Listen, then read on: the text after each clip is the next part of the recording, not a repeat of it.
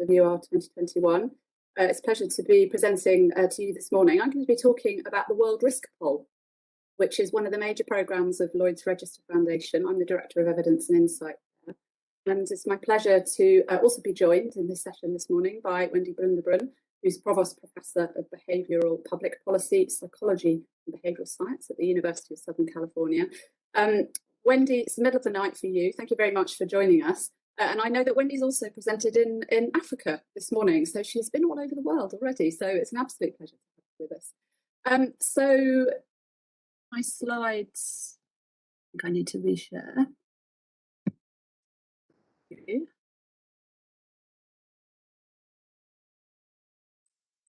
There we are. Right. So we're talking this morning about climate change risk.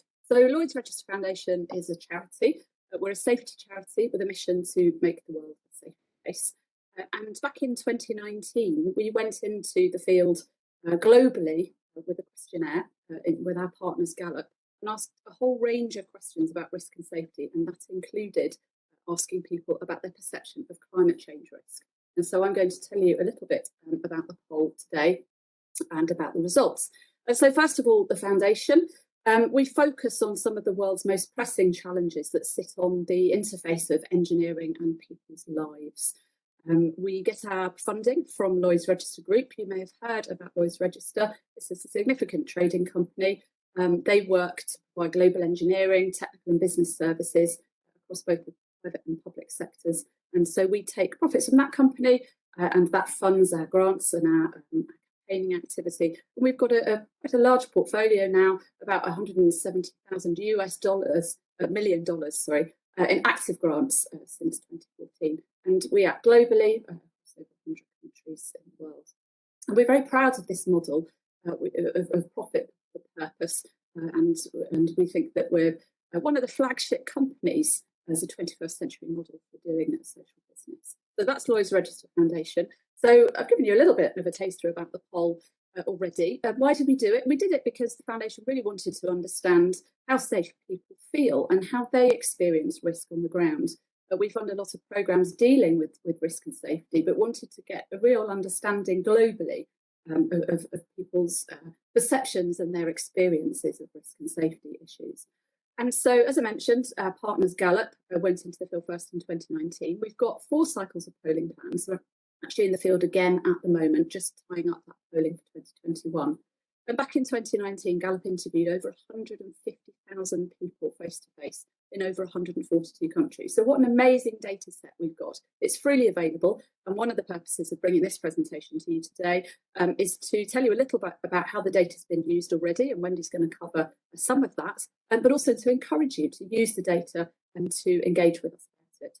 So the data is representative of over 95% of the world's population. And the key really here is that it covers a lot of areas and a lot of topics where little or no data on risk and safety exists at the moment. And yet we know that risks in those areas of the world are highest because of what the poll does. And so back in 2019, we were asked a whole range of questions. We started off with some very general questions about risk and safety, about people's fears, about their experience of risk across different areas. And we asked them in relevance to today's presentation about severe weather and about climate change. And so this first slide here, digging into the results of 2019, covers the results of the first question that we asked in the survey. What's the greatest source of risk to your safety in your daily life? Just stop a moment and think about how you would answer that. We know that a significant proportion of people globally responded that it was road accidents, but we also saw 4% of the global population citing climate change, natural disasters, or weather-related incidents as being the greatest source of risk to their safety. I just need to move this little box on my screen so I can uncover these figures here. Which, if you dig into this data, we see that actually in Nepal, for example, a quarter of the population cited climate change or natural disaster or weather-related events as the biggest source of risk for their safety in there. Falling at second, 12% in the Philippines. But then look at Japan, they're a high income country, 9% of Japan's population reporting the risk from climate change, etc., was their greatest risk. So we know that this is a massive issue. I went to COP26 recently and really found that connection with people who are experiencing these risks at the moment in their daily lives. This is an issue that's here and now, and it's great to cite Wendy's research again, thinking about how we can communicate climate change to help people understand and take action. And so what did the world think about climate change back in 2019? And I should say we've asked this question again this year, so it'll be very interesting to see how these global statistics have changed. We found that almost 70% of the world saw climate change as a serious threat in 2019. So that's either very serious or somewhat serious. And we presented these results as a positive because we felt that it shows that actually the significance of that threat is resonating with people.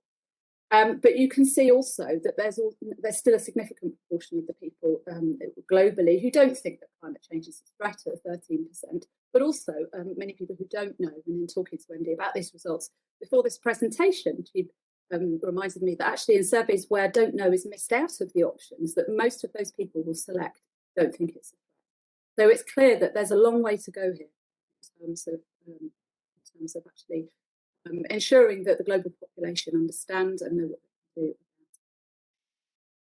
And so you can see here on this slide the countries where individuals worry the most about climate change. And Gallup did quite a lot of analysis on these results. You can see that Chile comes in highest at 87%, with a fair sort of balance of countries there, well, rather than a fair balance, actually a congregation of countries in Latin America, quite a few in Europe, and then obviously a couple in Africa there, indicating that their concern about climate change.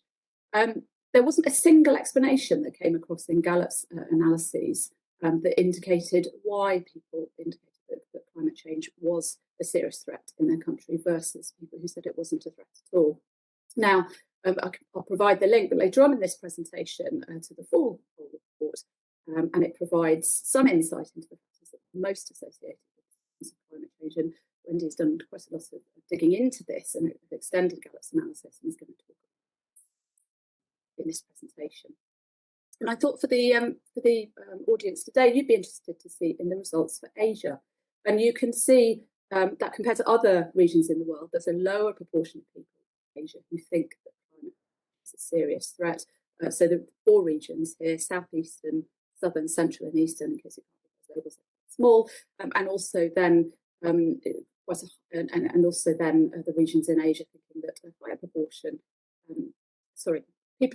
higher proportion of people in these Asian regions thinking that climate is not a risk. So digging into the demographics of these results here, I was particularly surprised to see a lack of differentiation views on climate change by age. I really expected to see what we think of here in the UK is the Greta effect, with young people really feeling much more strongly about the risk of older people. But actually the global data doesn't show this effect. You can see that there's a very marginal age effect here. There is more of an effect when you look at age and gender together. Men generally view climate change seriously. Women, and particularly younger women, were more likely, slight margin, to think that. And I really quite like this infographic on this next slide here, which looks at concern about climate change for the world's biggest polluters, so the USA, China, and India. You can see that in China, perceptions here were driven by a really significant proportion of individuals, almost a third of the population here, who said they didn't know about climate change threat. Just reminding you that, again, we can think of that as being similar to together with those who thought that climate change wasn't a threat. In the USA, you can see the far fewer don't knows here, only 6%, and a really healthy proportion of people who do think it's a very serious threat. 21% of the population thinking it's not a threat at all. And Gallup did some nice analysis there that shows that politicisation, partisan lines in America. Then in India, interesting here, we saw that balanced proportion of people indicating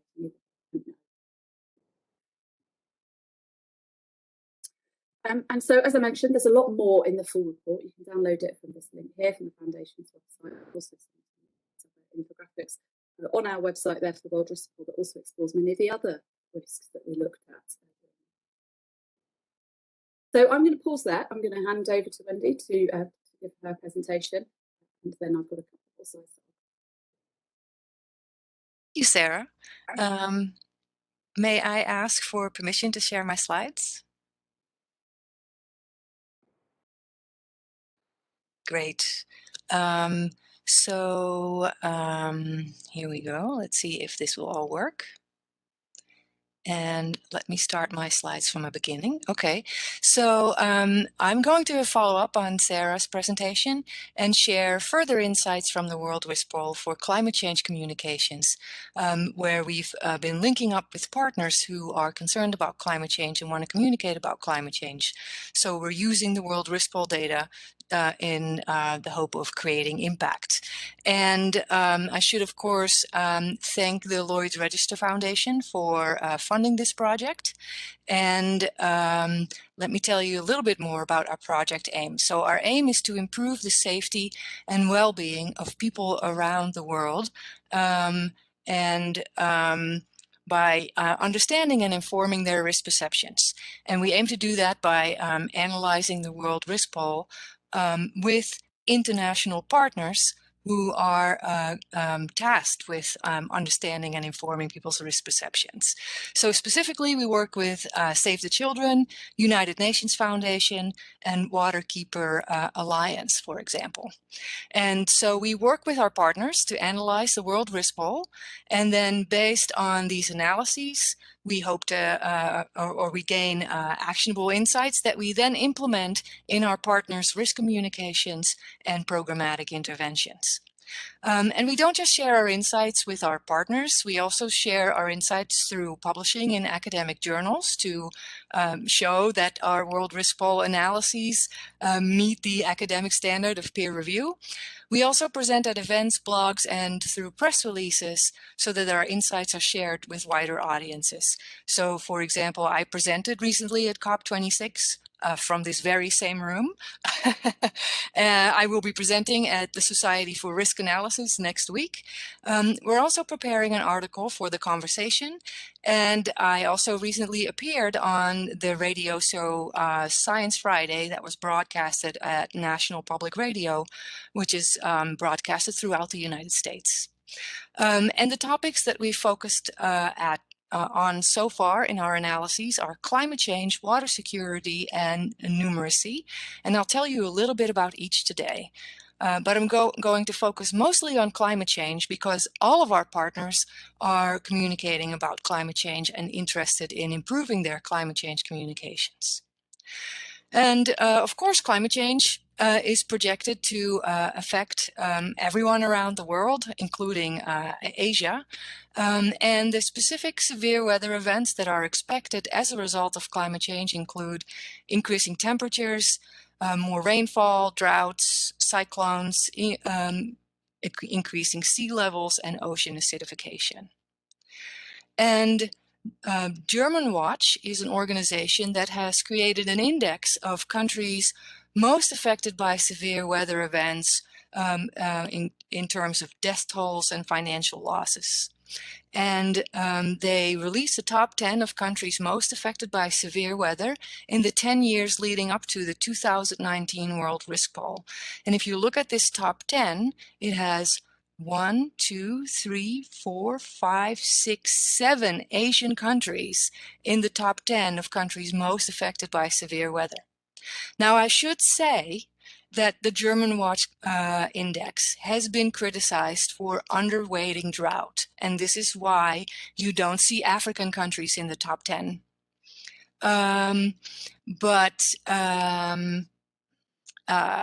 You don't see African countries in the top 10, but I think the point of this top 10 is well taken, and that is Asian countries, some Asian countries are experiencing a lot of severe weather with serious impacts in terms of death tolls and financial losses. And climate change requires behavior change. In fact, there are two types of behavior change that are important to communicate about in the context of climate change. The first type is mitigation.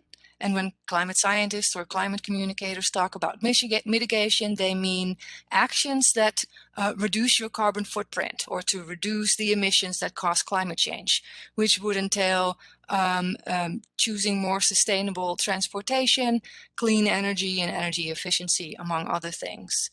Another type of behavior change that is important to communicate about in the context of climate change is adaptation.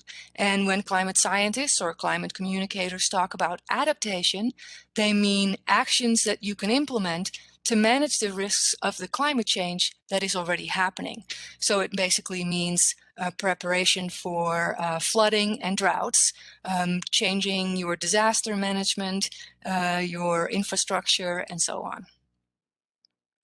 And behavioral science can help because behavioral science, my field, studies how to best communicate about risk and how to promote behavior change. But unfortunately, behavioral science studies have almost exclusively been conducted in the United States and Europe. And that's why the Lloyd's Register Foundation's World Risk Poll is so important because it provides data from 142 countries about how people perceive different risks, including climate change risks, and behavioral insights from the World Risk Poll are relevant across different risk contexts and for different countries around the world. So what I'm going to do next is I'm going to share some key actionable insights that have helped our partners change their climate change communications, and I hope that you will find those insights useful as well. So the first insight that I want to share from the Lloyd's Register Foundation World Risk Poll is that a majority of people around the world is reporting concerns about climate change. And Sarah highlighted this finding as well. This is not just true for the world population. If you look at the Asian countries that, according to German Watch, are most affected by severe weather events, a majority of people in each of these countries is reporting climate change concerns, with the exception of Nepal. And if you look at other countries that our partners are interested in the region, you see that in those countries also a majority of people is reporting climate change as a concern. And what is the implication here for climate change communications? Well, it's important to start addressing the needs of this motivated majority, of these people who are concerned about climate change. If you look at existing climate change communications, a lot of climate change communications are still trying to convince people that climate change is happening. And this of this, the motivated majority is already convinced. But what the motivated majority needs is a better understanding of what they can do about climate change.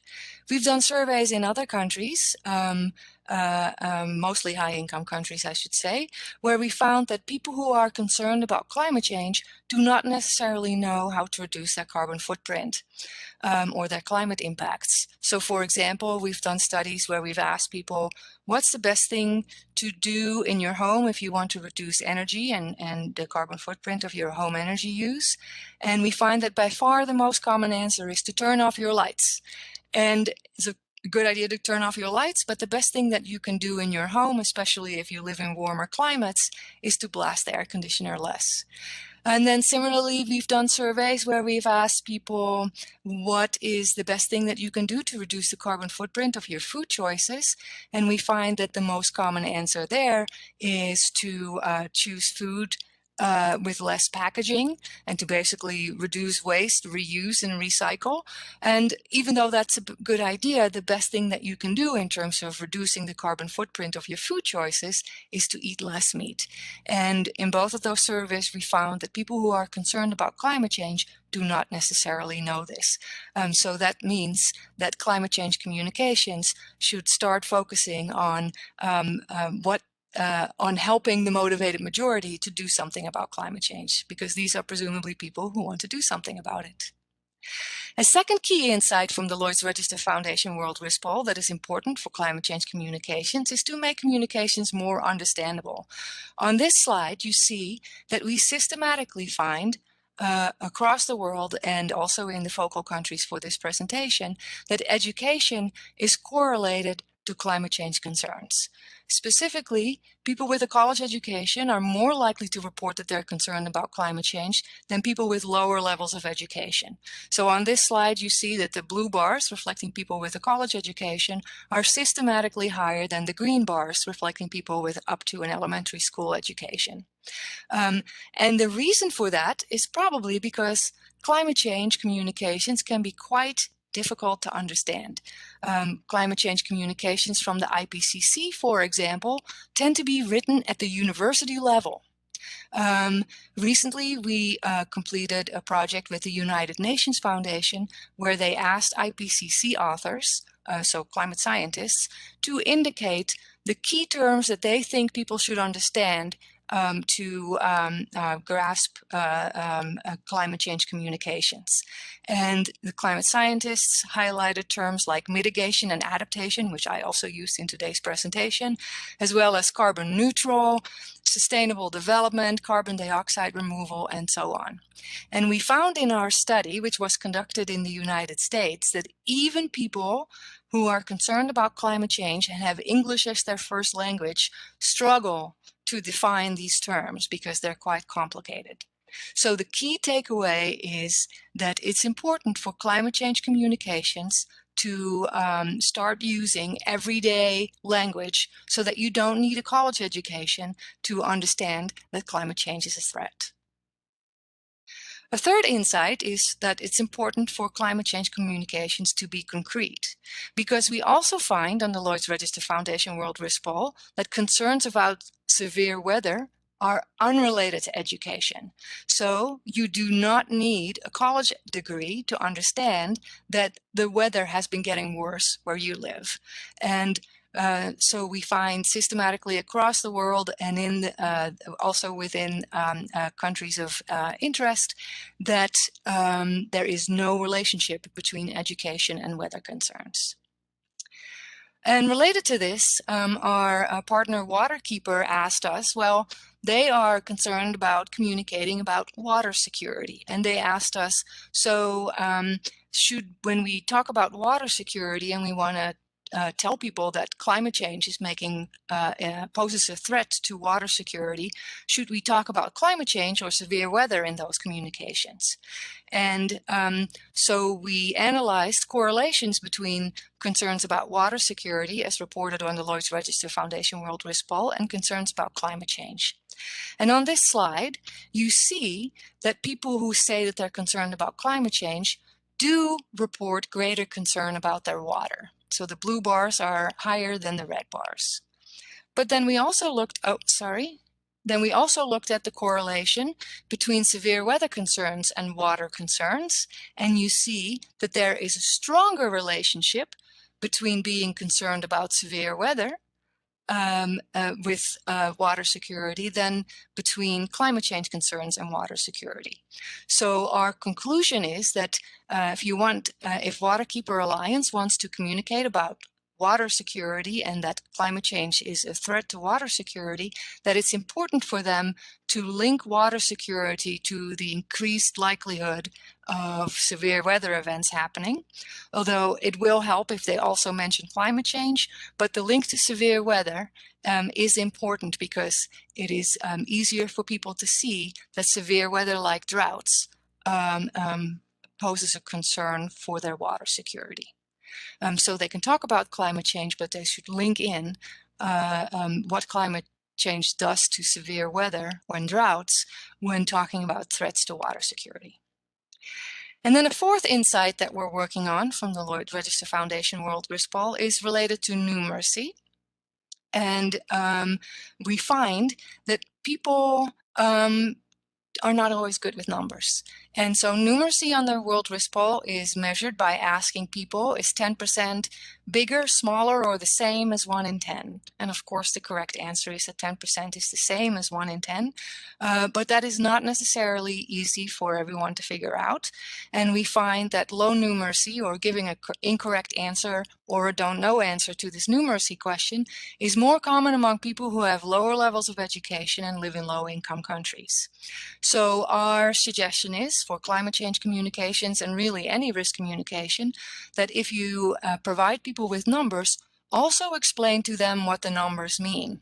And I've done that on this slide, right? So I've added a sentence on above my graph that shows what the key takeaway is, so that if the numbers in the graphs are confusing or you just don't feel like looking at them, because a lot of people don't like looking at numbers, you can still get the key message from this slide, but just looking at the sentence above. And another thing that the graph means is that it's important to teach numeracy in school at all levels, so that people have a better understanding of numbers that are relevant to risk communication. So in conclusion, to summarize, the behavioral insights from the Lloyd's Register Foundation World Risk Poll that we gained for climate change communications are as follows. First, it's important to address the motivated majority, because a lot of people are reporting that they're concerned about climate change. And so we should address these people in our communications, and not just people who are not concerned about climate change, because they are in the minority.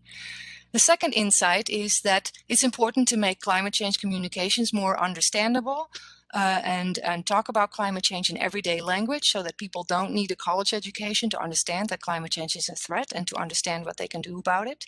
Third, it's important to make climate change communications more concrete by talking about the severe weather events that people will likely experience. And fourth, if we show numbers, we have to explain what those numbers mean, so that even people with low numeracy can follow our messages. And behavioral scientists can help. My team and myself, we have training in behavioral science. We have expertise in analyzing the World Risk Poll, interpreting those analyses, so that we can learn about how people think about risk and how to better communicate about risk, and inform our practitioners and policy organizations communications about risk. So if you're interested in working with us or receiving more information, please fill out a survey. I'm going to drop a survey link in the chat right now. And if you fill out that survey, you can leave your contact information, and I will be in touch with you, or you can also directly send me an email. My email address is on this slide. We will be happy to talk with you about how to use the Lloyd's Register Foundation World Risk Poll, and work together on analyses of your interest, and to inform climate change communications for different organizations. Thank you very much for your attention. And let me see if I can stop sharing my slides. Thank you, indeed. And I just need permission to share mine, please. I'm going to talk to you about next steps and how you can get involved in the World Risk Poll. Technical team, I don't have permission yet to share my slides. Thank you. Coming.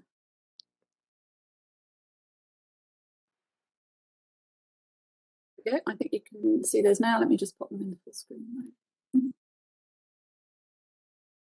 Great. So how you can get involved in the next step. So I mentioned earlier on that the 2021 poll is now live in the field. Gallup are just finishing off polling there. Last week they were in Belgium, they were in Sierra Leone, they were in Panama, and we will have the full data by the end of December, and then it's cleaned, it's weighted, and made available for access.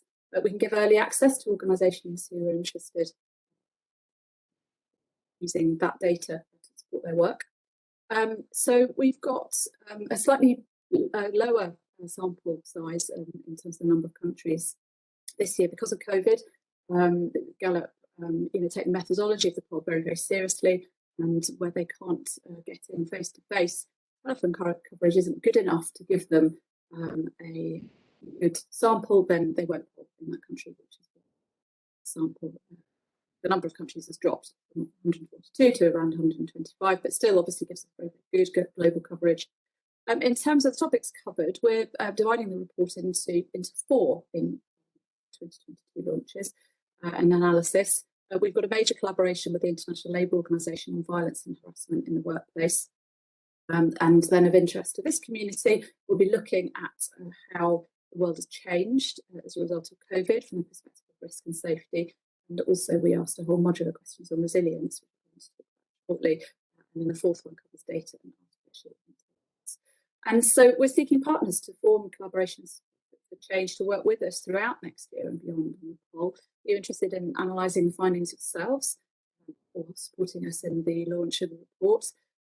Can you help to build influence by sharing the World Risk Poll data and findings and the reports there within your networks, or creating impact within your own projects by using the data and really honing down areas where communities can be supported, empowered to manage the risks that they're facing? Or are you interested in asking a question in the future? We've got the 2020 poll questionnaire coming. So lots of ways that you can get involved in the World Risk Poll. And just to mention in more detail the resilience report, because I do think that this data set here will be of huge importance and huge interest to the UR community. First of all, we have a range of questions that enable us to measure resilience, a whole range of different factors there. We're measuring personal resilience from the perspective of loss of income and whether people can survive for particular periods of time if they lost their income. Their personal agency in the face of disaster, whether they feel there's anything they can do to help themselves in that situation. And we measure community cohesiveness as well at the community and also at the mental level. So different ways in which we measure resilience that can then be used to analyse the other questions in the poll. We ask specifically about people's experience and perceptions around disaster and disruption. So whether they've experienced a disaster and whether a warning was received, that question about agency, whether they've got a plan if disaster was to occur to them, a plan that's been shared with their family and they know what they can do to support themselves, whether they've experienced disruption to critical services. And then critically, we ask about sources of information. So in the 2019 World Risk Poll, we asked about sources of information about food safety. Some really, really interesting responses that show that the sources of information that people use around food safety are not necessarily the same as sources that they trust. And so we're asking those same questions about sources of information about disaster preparedness in the hope that they will be used by people who are communicating about hazards to support people's understanding and planning of those hazards. And then we also ask about people's perception of the preparedness of different agencies for disaster. And so, as I say, that data set landing in the spring next year, we should have the cleaned and weighted data by the end of March. So please do get in touch.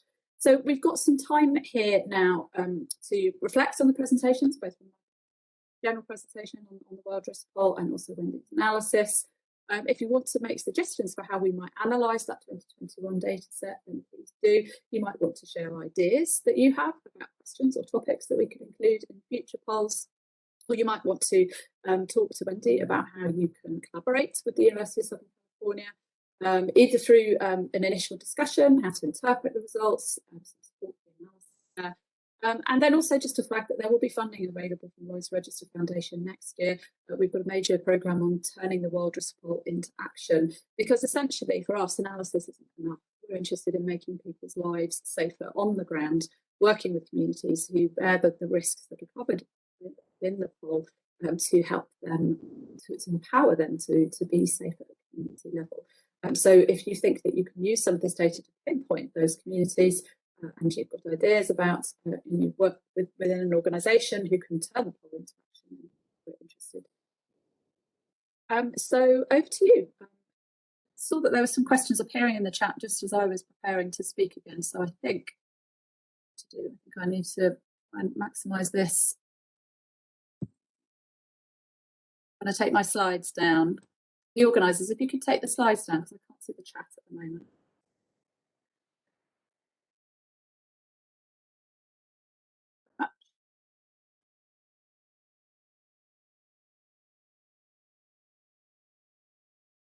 But you have to bear with me because for some reason I'm using a different laptop and this chat box is exceptionally small. Wendy, have you seen the chat? There's a question there that you wanted to pick up on while I'm just navigating it. I see a question that says, I am from the Pacific community in the Pacific. One of the projects we are implementing funded by the World Risk Bank World Bank, so the multi-donor trust fund, is for Pacific Island countries to update their risk data, hazard exposure and impact. Would the same actionable insights apply when trying to communicate risk information, whether on climate change or disaster, be transferable to trying to get decision makers in government to use risk data or information to support their policy decisions? Any possible examples? I'm happy to. Yeah, what do you think, Wendy? I mean, is Yes. this public, or are these, are your findings as relevant for policymakers? So the World Risk Poll, the Lloyd's Register Foundation World Risk Poll, is of course surveying members of the general public. So there might be policymakers in the sample, but we don't know who they are because we haven't asked them whether they're policymakers. But I do know from my own research with in communicating with policymakers that policymakers are in some ways like members of the general public in that they are not climate scientists usually, and they do not necessarily have a background in climate science. And so climate change communications can be puzzling to policymakers as well. And so in a project with our partner, the United Nations Foundation, we interviewed policymakers about climate change communications from the IPCC and found that policymakers were often confused by the presented information because it's often, it assumes a background in climate science. And so a lot of insights about how to clearly communicate about climate change that come from the Lloyd's Register Foundation World Risk Poll are also applicable to communicating to policymakers. To be clear and concrete is generally a good idea in communicating. It's very sensible, isn't it? Thank you, Wendy. So we've got one other question in the chat. Does the World Risk Poll capture opinions of dissenting experts who have amassed deep understanding and knowledge in climatology and subspecialise in other related geosciences, and they hold unconventional views? And this is quite a long question, but essentially we don't know. As Wendy said, this is a random sample, so it may or may not. Essentially Gallup use stratified sampling and it's not possible to identify the individuals who have responded. So I think the answer to that. So we don't have other questions in the chat at the moment, although I'm still struggling slightly to navigate. Also, if anybody on the session today has got any further questions, please do pop them in the chat. I don't think we've got a raised hand. So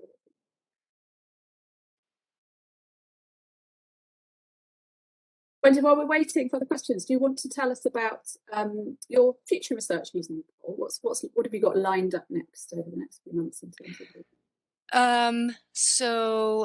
we're doing further analyses of the numeracy questions because numeracy is such a central skill that is important to understanding risk, but it's also important for making financial decisions and financial well-being.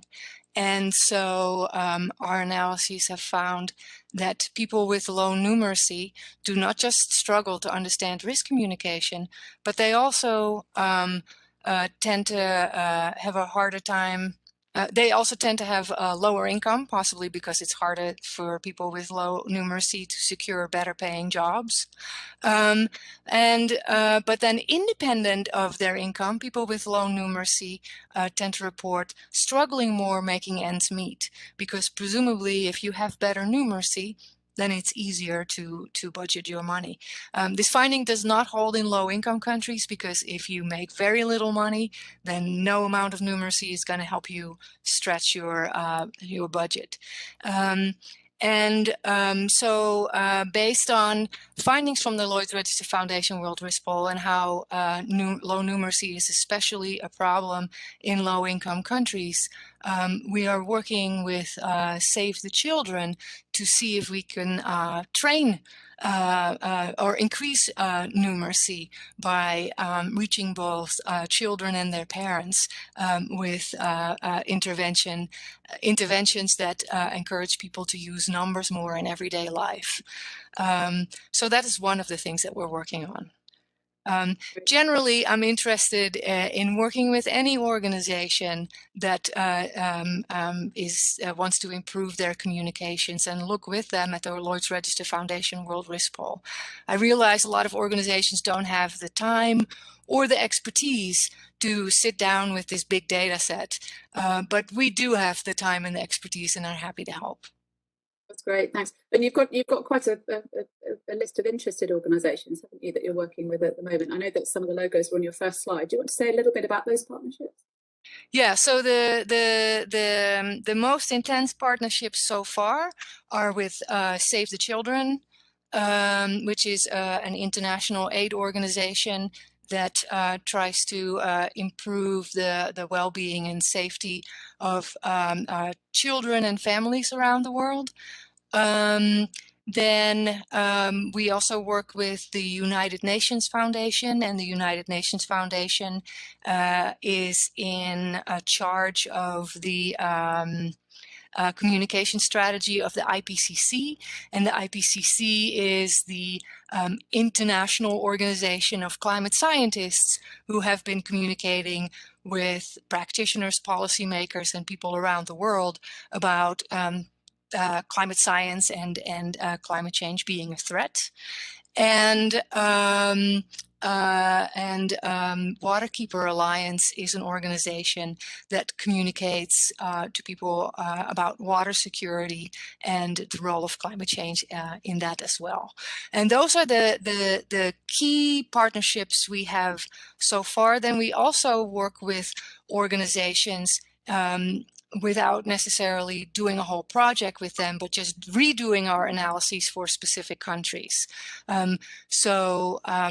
We've given presentations at different organizations focused on. This morning I was in Africa, and who work in specific countries and want to know about, for example, what climate change concerns are and implications for climate change communications are in those countries.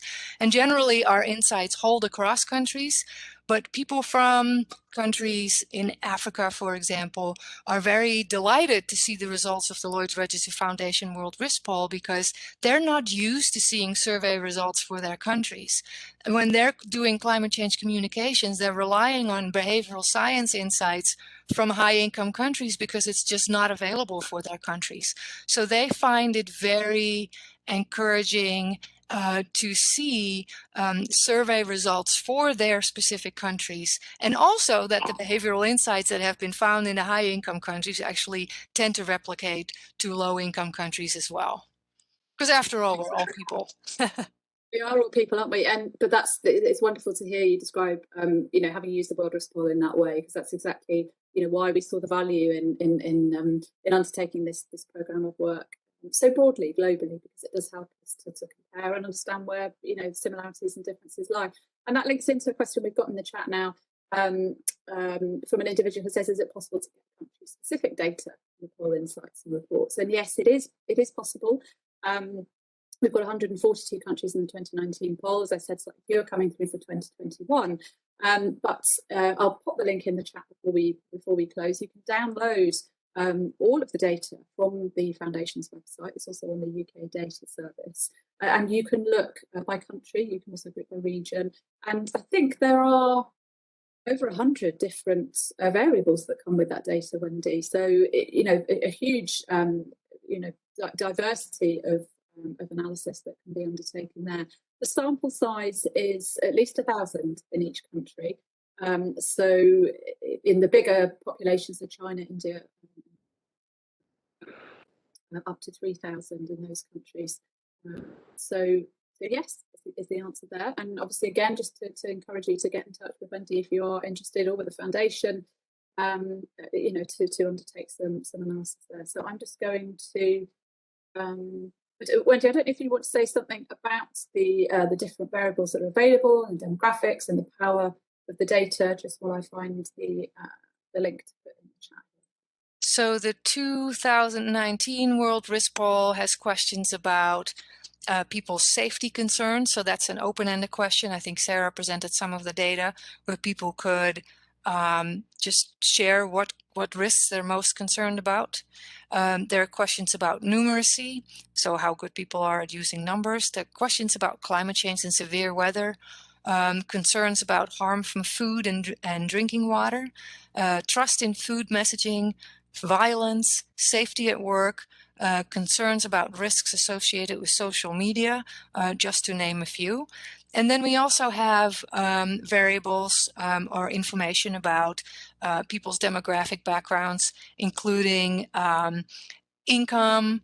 Income levels are defined for their country. So we have income quintiles for each country. So whether you're in the poorest 20%, the richest 20%, or in between. People's educational levels, gender, age, and so on. And those are key variables that we've been using in our analyses. Okay, thank you. So apologies if my voice isn't clear. Response in the chat saying that.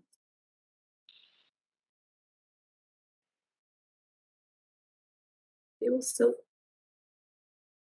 Sorry, I don't know if I dropped off slightly then. My screen went completely black. Can you hear me, Wendy? Yes, I can hear you. Sure, what happened there?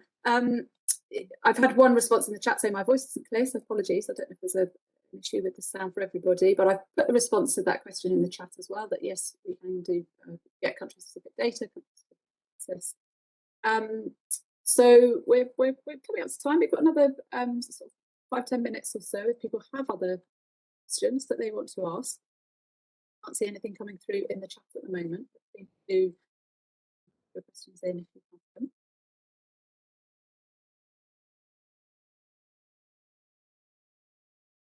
Wendy, do you want to tell us a little bit about your presentation at COP? I don't know if you've got any sort of feedback from that. It must have been a great experience. I know you presented virtually, didn't you? I presented virtually at COP26, and the presentation was mostly about the work that I've been doing with the United Nations Foundation on climate change wording, but I also discussed findings from the Lloyd's Register Foundation World Risk Poll. The response to our findings that people find climate change terminology confusing, even if they have higher levels of education, and even if they are concerned about climate change, has been getting a huge response. I think a lot of organizations around the world are concerned about climate change.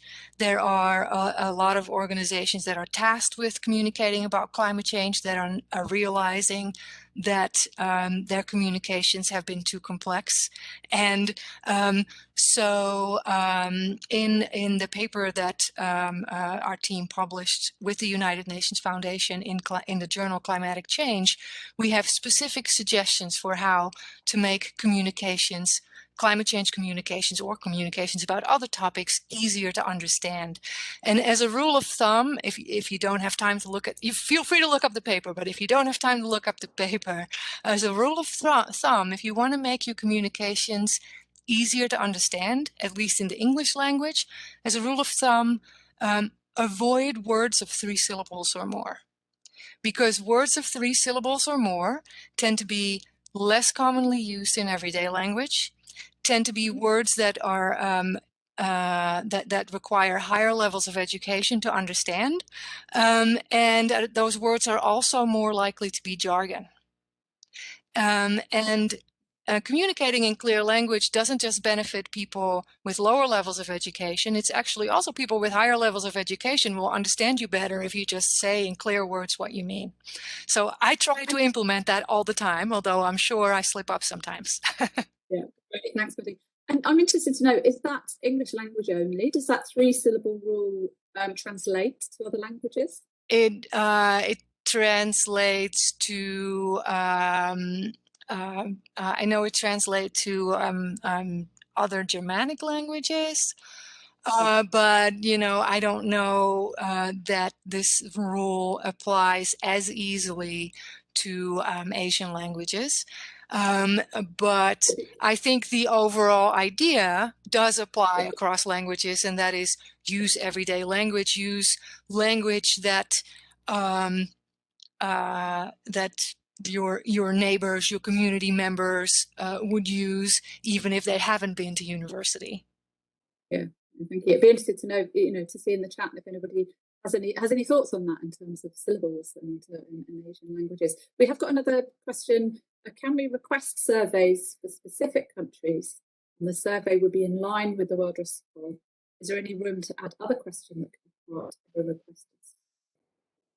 So yes, at the moment we're setting the questions for the 2023 poll.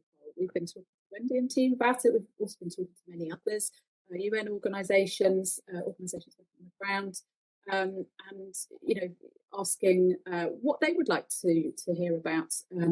What global data they need, what are the data gaps, and really how they would use that data to inspire action, because this isn't just an academic exercise. We're not interested in just collecting data for the sake of it because it's interesting. We want to actually influence action on the ground to make people safer. So yes, you can. I mean, you can put some suggestions here in the chat. We've got a few minutes left. We can talk about those. Or my email address is in the slides. I can put that in the chat as well. Wendy's obviously put the link to the survey in, so please do get in touch that way as well. We've got an idea in terms of, as I mentioned, we do have some funding available to conduct what we call sort of micro polls. So actually, if there's a particular issue that we want to explore in a particular country and the sample size of 1,000 isn't enough, that actually we could go into that country and ask some more detailed follow-up questions to really help us to understand that issue. So yes, please do get in touch is the answer to that. There is an opportunity there. And I wonder if it's just worth sort of talking about other ways in which the poll data has been used, because we've worked with a whole range of organisations. We've got chapters in the World Happiness Report this year, in the Global Peace Index. The World Risk Poll is key part of that, and there's a new report by the Global Peace Index team coming out using the World Risk Poll data in the new year. We've had a whole range of academic publications, including from Waterkeeper, the organisation that Wendy's been working closely, and others. It's been used by the Global Internet Commission, with the results on data and AI. It's been used by the NUS's and Lloyd's Register Foundation Public Understanding Institute for Public Understanding of Race-Based in Singapore, who obviously very influential in putting this conference together. So one of the teams there has been working with the Mongolian government, where the World Risk Poll showed that risk perceptions and experiences were there was a big gap in Mongolia, and actually a lot of individuals in Mongolia are actually worrying at a much higher level than the experience across the country of particular risks would suggest they need to, which obviously has a big impact on people's mental health. And so there's a data lab being set up there with the Mongolian government, really powered by the World Risk Poll. It was stimulated. The idea came directly from the World Risk Poll. So the poll can be used in many, many different ways. So yes, please do get in touch. I will just put my email address in the chat here if you want. And so another comment here, we'll have a look at the links and read up. It does sound very useful. That's great to hear, Eileen. Thank you very much for attending. Thanks to everybody else for attending. Wendy, is there anything else that you wanted to mention today before we let you head to bed for a well-earned rest? I hope you've got a quiet working day tomorrow. Thank you. I'm going to pop a link to our survey in the chat again. If people want to, or people can email Sarah to get in touch. And just to reiterate that we're happy to help answer questions that people have. We were happy to help to analyze the Lloyd's Register Foundation World Risk Poll to inform climate change communications. We've also worked with several organizations who wanted to add questions to the Lloyd's Register Foundation World Risk Poll, but didn't necessarily have experience in writing survey questions, and so we've helped them with that too. And so we're here to help.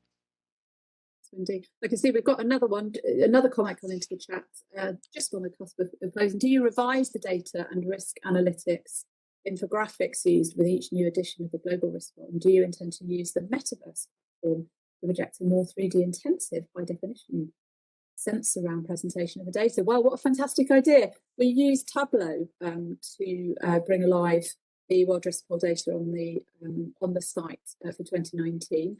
But we're always open to new suggestions. I would just make a note of that, the Metaverse platform. We will be revising the infographics, absolutely. Obviously, the data will change. We'll need to do some comparisons as well between 2019 and 2021.